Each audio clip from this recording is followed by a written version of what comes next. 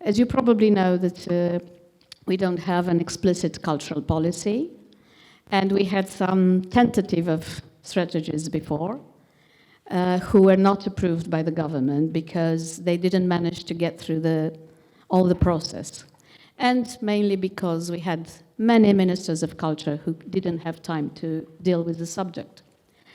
Therefore, with the help of my colleagues here, we decided to promote it through this project. And its name is Culture with Priority. I know it's bold, but we try to do a different way. So we started from the need of having a coherent strategic framework for Romania, for Romanian cultural sector. It is a very practical approach. We were looking at the whole picture, and we started from dealing with all creative sectors, both private or public. So we are not doing only the public strategy for public institutions. We try to take into consideration the impact and the participation of the private sectors. So I'm going to show you a few things about. It's a long history behind, but you have to understand that Romania had a culture who was mainly communist propaganda. This is the starting point. And we have it for 44 years. So it's difficult to get out of this system. And in 1989, we didn't understand exactly what is going to be culture about.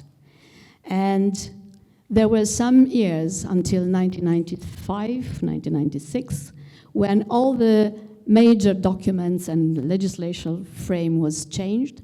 We had a constitution where actually the most important things about culture, freedom of expression, and the duty of state to preserve different forms of expression of art was mentioned. But it took about, how many years? Well, a lot. to start building a good document. We started it first in 2007, 2013, Bogdan. You were also a coordinating of the plan, cultural plan for Ministry of Culture. And you tried to figure out what to do with the institutions, what to do with performing arts, cultural centers, cultural heritage. Also about public sector. In 2013, we elaborated another strategy for the framework 2014-2020, who was again about public institution. Although we made some important things and we put some recommendation for the transversal strategy and for other sectors that might help. So this strategy from 2014 and the one who is another project who intended to complete and update the strategy were constantly under debate. And because some misunderstandings in the public space and from the professionals, they couldn't succeed to become an official strategy. These are a few data about Romania. Administrative and territorial division, working population, profit of companies active in cultural creative sectors, and we took all the spectre that SNET culture is taking into account.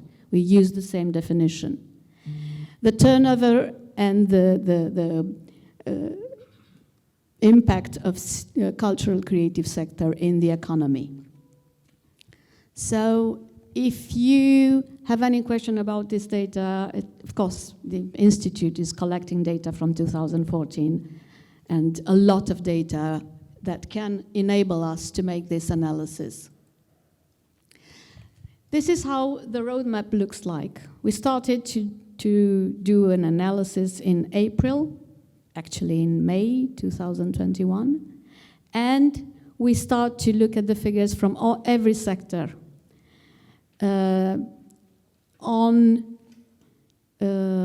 Looking at the professionals, looking at the human resources, infrastructure, the financing, and the consumption which comes with all this cultural offer.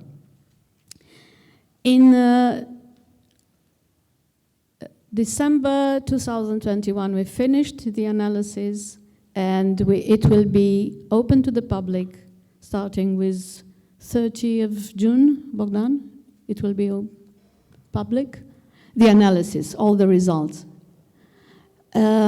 Then we intend to make some workshops to test the results and to see the reaction of the professionals and all the institutions and the sectors themselves. And then we will finish the document and we'll elaborate the public policy for cultural creative sectors, because we need a document where all these creative sectors need to be recognition. There is no official document in which the creative sectors are defined or explained or even mentioned as a resource. So we want to do this. And we start with classification and definitions, and we put all these things together in order to have a picture, a broad picture of culture, what is going on in Romania. So the functional analysis relied on these resources, and we have an extensive and broad collection of data. We are trying to do a mapping, actually. There are quantitative data coming from all the sources we could get, from Ministry of Finance, Ministry of Labor, for public institutions, local authorities, also private organizations who are active in the cultural creative sectors, and external data sources. We put together and we studied, as I said before, we've been reading all the cultural documents from European policies and the CDCPP documents in order to see if we are on the right path. And then we have qualitative analysis, because we've done focus groups, interviews, and direct observation. So we connected all this type of analysis in order to obtain a good picture, a real picture. And then we were looking at the intersection with tourism, with education, with research and digitalization, and the Ministry of Finance to check if we can open some mechanism to put together both private and public sector to contribute and to see if some of the sectors in the private area can actually help the public sector, who is already struggling with lack of financing. And looking ahead, if we are going to face an economic crisis again, we will probably cross another dangerous phase. As Peter Enke said before, the budgets are decreasing. So we might face this as well. This is basically what we looked at. So you probably know already this model. It's SNet culture, and it has also the functions of culture, all the functions of culture in those inner circles that you see.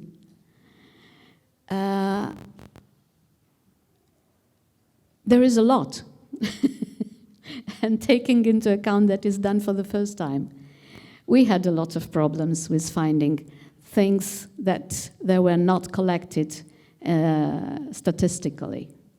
We have not enough inventories of the infrastructure, of the cultural infrastructure. We have not enough inventories in heritage. We have not enough inventories in equipments. Nobody's doing any normative thing on equipments in this sector. So after collecting so many things, it became clear that we have some hot spots about human resources who have no recognition, and professions who have no recognition, and activities who are not defined or classified. So we'll look at this from the perspective of functions, and we'll look at this from the perspective of the beneficiary. All categories, because we have, I'm not sure that you know about, the Institute is doing every year a cultural consumption study, national. So we know a little bit about what is happening with this cultural activity. We also find out that it's an urgent need to synchronize. We are in Europe, but we did not connect some of the things yet with culture. We have not a transversal approach. As you said before, transversal approach is crucial with education and with other ministries. There is a lack of communication between some of these things. And these resources, good or weak, are poorly managed because we don't have an understanding about what cultural management practice means, and that we need to train a lot of people. We cannot give the possibility to, we cannot leave the institutions without managers. It's impossible. And nor, I think, private organization can afford that.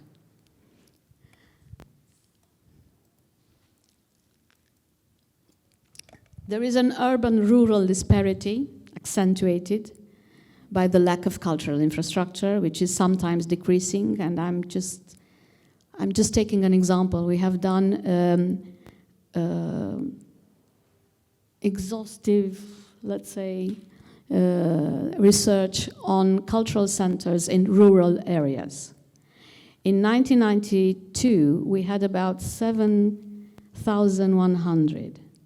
We found in 2022, 125. The rest of them are practically disappearing or non-active. So we need to reactivate this. Frequent changes of public cultural institution. This is something which is a fact of another important cause, the lack of communication between central and local authority. The local authority has a possibility to shut down even public institutions if they can. So we need to regain and to give the Minister of Culture, the possibility to take act and to stop this phenomena. And again, the classic debate between private and public. Apparently, both public and private sectors are not understanding their places exactly. And they are not understanding that the state is intervening where they cannot cover their production costs. So if you can cover the production cost, you might be an industry. We'll see. A public institution needs subsidy. And there are a few consumption indicators that show us very clear who needs subsidy and who can actually generate a market, its own market. So we are going to look at this very carefully as well and try to make a partnership between private sector and public sector. And of course there is a training and the qualification for technical personnel, and they need a status as well because they are not recognized yet.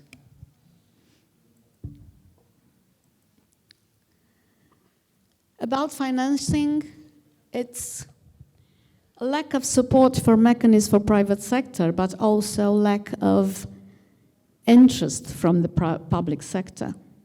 Some of the industries are very creative. The audiovisual, it has been said before, the publicity, the industries, the music industries, the production of book, they have good turnovers. They might help the other sectors, and they anyway can support some cultural education in the sectors.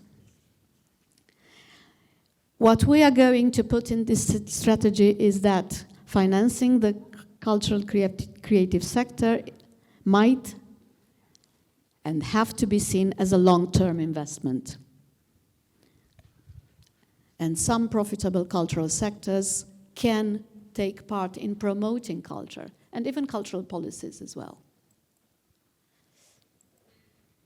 About cultural consumption, there are already 10, 15 years since we look at a decrease of quality consumption. People are shifting for entertainment.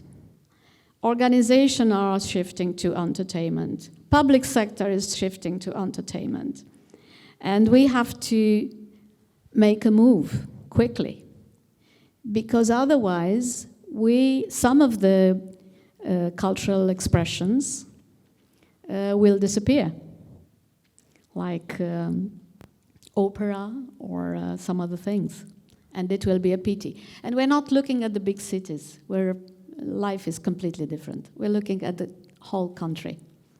Some of our young people in their 18, 20 never met a cultural act. So there is a lot to do, as you see.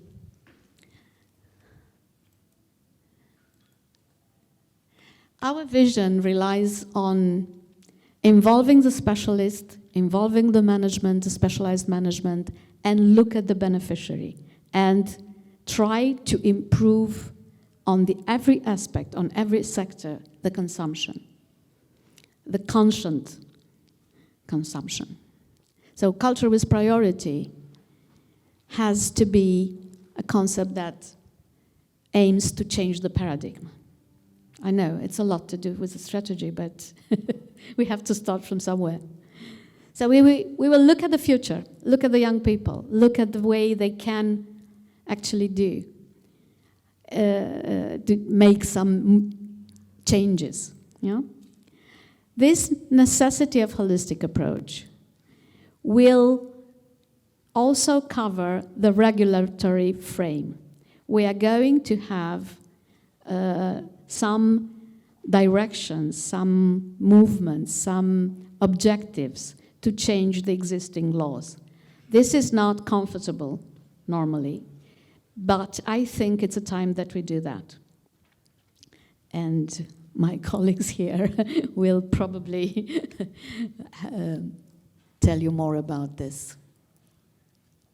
The mission is to recognize culture as an active form of contribution to the development and resilience, to recognize the status of special human resources, and to make a cultural management efficient. Also, consolidating the role of Ministry of Culture, who, in a way, withdraw from the decision because of decentralization who was not properly made in 2006. We need to gain our role back, so we have to think about it.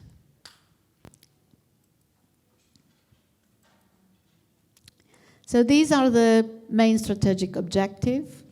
I will not bother you with, and not boring you with all these things, but mainly they are covering a normative framework, the cultural consumption, infrastructure, human resources, and the financing, and also